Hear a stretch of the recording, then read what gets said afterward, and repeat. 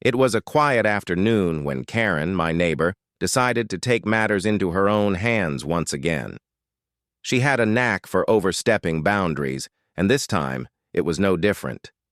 I had recently noticed her sneaking around my property, looking for something to do with my old shed at the back of the yard. At first, I thought nothing of it. She was always trying to improve things in her own way, no matter how misguided. But that afternoon, I caught her installing a Wi-Fi extender inside my shed, without asking or even notifying me. Now, I don't have anything against Wi-Fi extenders.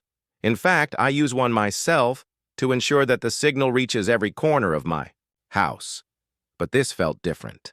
The shed was my space, my private area, and Karen was invading it without permission.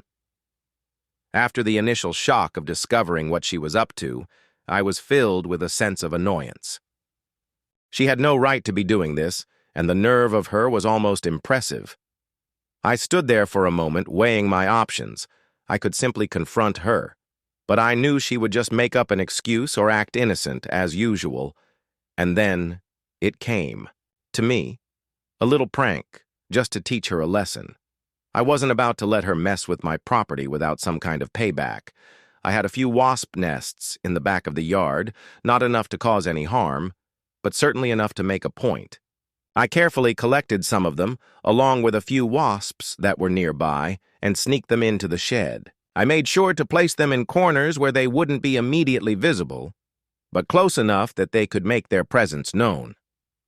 The next day, Karen returned to check on her Wi-Fi extender, likely expecting everything to be running smoothly.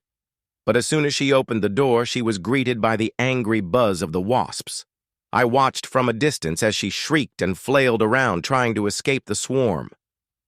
It didn't take long before she was running back to her house, a look of terror on her face. I felt a wave of satisfaction, not out of malice, but because she had finally learned that there are consequences to invading other people's spaces. From that day on, Karen kept her distance, and I made sure to keep my shed and my boundaries well protected.